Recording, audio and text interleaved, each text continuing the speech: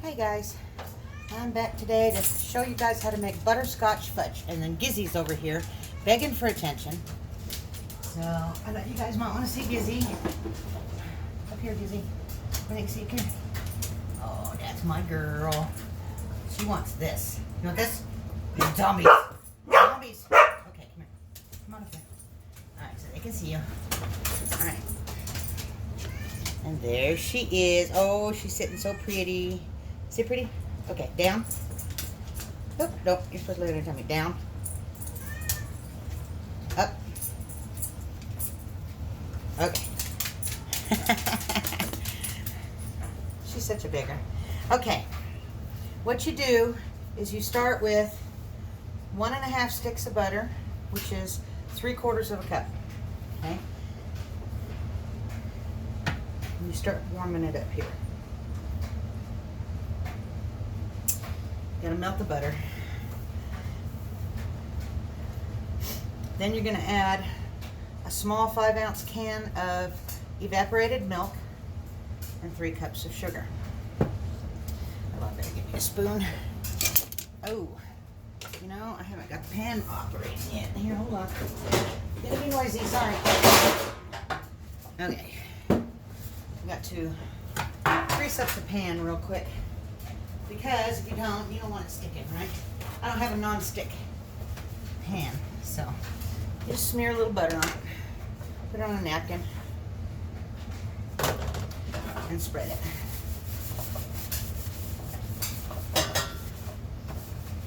I could line the bottom with like wax paper or parchment paper, but then I'd have to cut it to fit, and that's kind of a pain.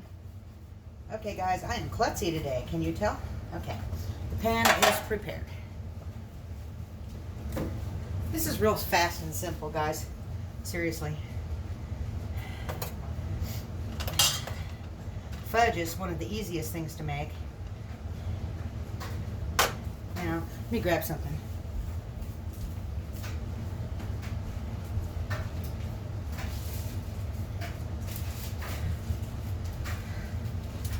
Now you can use these rather than marshmallow cream. It takes about 6 or 7 of them maybe. Enough to, you know, make a handful like that if it was a solid piece. Okay. Don't get those great big jumbo mushrooms. 6 or 7 of those. These are just large mushrooms. See, you can see the size of my thumb and that. That's the one you use, kind of like the ones you use for s'mores when you go camping. Anyway, you can use 6 or 7 of those. Oops, splashed a little milk.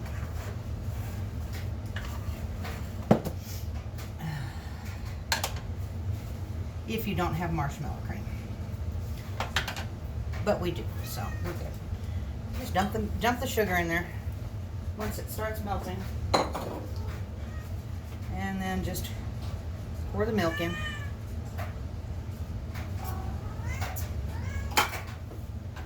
And stir.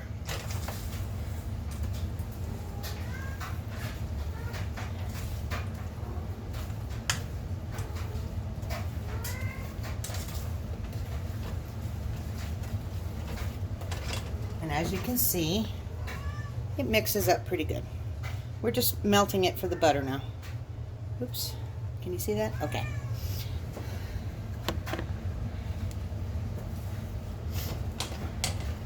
You know, don't want to put it all the way up on high, but like a medium high, just where it starts heating up enough to where it'll start boiling. Okay. Gotta have it boiling.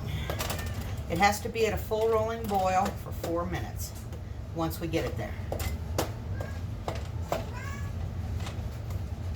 And this is all you add while it's boiling. You don't add any of the other stuff yet. So as soon as it starts boiling, I will start the timer. I'll probably put you guys on hold here in a minute. You don't need to sit here just to watch it boil. So that would be kind of a waste of your time. I'm just melting the butter right now. Now, what I'm making today is butterscotch flavored fudge. Okay? So, now they have You can make like a Heath bar flavored one. You can make a peanut butter chip one. You can make 2 different layers of 2 different flavors.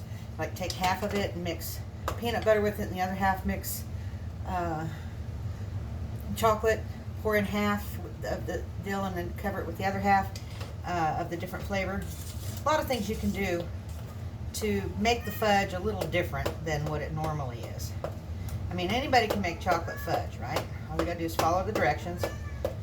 But I'm just breaking up the butter a little bit so it melts a little faster. That's all. Any big pieces I'm chopping in half with my spoon, or trying to. Not working real good. You want to slip out from underneath the spoon. Okay. Anyway, just got to get the butter melted. Stir a lot. Okay, you don't scrape the sides a lot. You don't want to get nasty looking burnt stuff in your fudge. I don't even think you taste it, but it would look wrong. It would look wrong. So, okay. It's 3 cups of sugar, 3/4 of a cup of butter, and a 5-ounce small can of evaporated milk. That's all that's in here right now. And you bring it to a full rolling boil, and you boil it for 4 minutes. I'm going to put you on hold until after this is done boiling so you can see me add the rest of the stuff. If I didn't think to tell you, make sure you keep kids away from where you're making the fudge. And if you've got kids, you know that they're going to want to eat the fudge. So hang on just a moment. Hold on. My son's talking on the phone. I put you on hold. Just be careful with kids around this, because if it spills on them, it'll stick and burn like fire. Little Miss Beggar won't leave me alone because she wants another cookie. Yes. Oh no. It's a zombie. It's a zombie, I swear. Gotta eat them mutant biker zombies, man. There you go. Okay. Sitting there begging for stuff. Should be back in just a second because she's gonna want a 3rd one. She is spoiled rotten. She's a little Miss Prima Donna. So. And here she comes. No, Gizzy, that's enough. You can't just eat doggy cookies. That's not going to happen. So, all right, I'm going to put you back on hold till this is done boiling. Okay. The timer will be going off any minute. It's been boiling for almost 4 minutes. I got 35 seconds left. And then I'll remove it from the heat. Now, the reason you boil it for 4 minutes is that so that the sugar that you put in there gets completely dissolved, because you want creamy peanut butter. I mean creamy fudge. And why did I say peanut butter? Anyway, just stir the pudding out of it once it starts boiling, and definitely be careful of splashes, because it can burn you. Or any little kids don't like have the handle out over the floor. Put the handle to the inside so that nobody can accidentally knock it over on themselves. Okay, turn that off, and then we're going to add the marshmallow cream, or the 6 to 8 large marshmallows, approximately. You can, on the marshmallow cream, the measurements don't have to be super precise, okay? You want enough marshmallows that if they were squished all together, it'd fill up approximately this jar, which is 7 ounces, okay? So 7 ounces of marshmallows. You don't have to weigh them, just guesstimate it. Okay, once you get the marshmallow cream in there, you add a teaspoon of vanilla extract. Put the lid on it so you don't spill it like I have done in the past. And then butterscotch flavored chips, like you'd make for cookies. Okay. Now, if you wanted to make this chocolate fudge, you use chocolate chips or cocoa, regular unsweetened cocoa. And you wouldn't have to add more sugar because the cocoa is pretty, the sugar that's in here is really, really sweet. And then you just mix it, mix it, mix it, mix it until you get a very smooth consistency. And that the color is all, stirred up from the bottom too, to make sure you're turning it over while you're mixing it. A lot of people don't do that when they're mixing anything. They don't stir it up from the bottom. The reason you stir it up from the bottom is because stuff gets down in the little corners, and you want to get all of that mixed in. So the little corners of the pan right here, you know, see there's still a few chips in here that aren't mixed up that I just scraped off the bottom corners. So, and you just mix it and mix it. Now I love butterscotch flavored stuff. It's really good. So, and I think you guys might too. This smells fantastic. I wish this was smell-o-vision, because standing over this, stirring it up, is making me seriously hungry for some fudge. Now, down at the store, they have things like the heath flavored morsels. There's other different flavors available. You just have to look around for them. And you can use any of those in your fudge. You know, it's a 12-ounce packet, 11 and... Oh, yeah, you better watch that. This has 11 ounces. It should have been a 12-ounce package. They've started making the packages smaller, but charging the same, if not more. Shrinkflation, I guess they call that. So, put this on here just a second. These are not melting fast enough. So I'm going to stick this on low while I stir it until the rest of these chips are melted. See, these aren't chocolate, so they melt a little differently than chocolate chips. Anyway, you just stir it till they're all melted up. And even if they're not all melted up, it doesn't really make a whole lot of difference, because they're still going to have the flavor. So it gets a little stiff after you've stirred it for a bit. Yeah, they're starting to melt.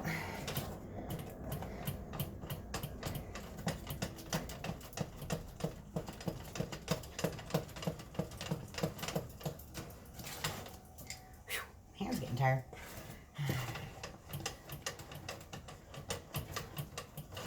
And you stir it till it's smooth, or smooth enough to suit you. So.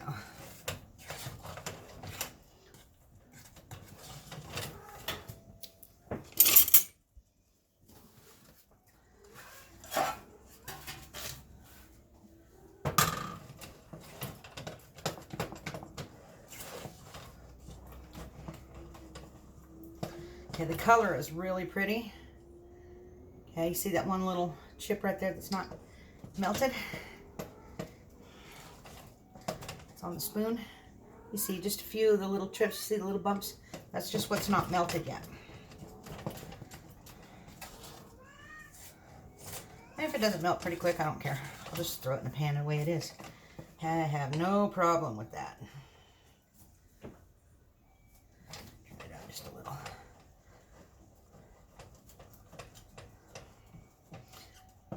Looks pretty smooth now.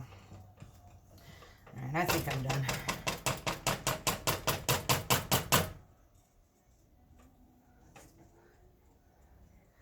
I get to lick the spoon. Yay. All right, and then you pour it into your pan.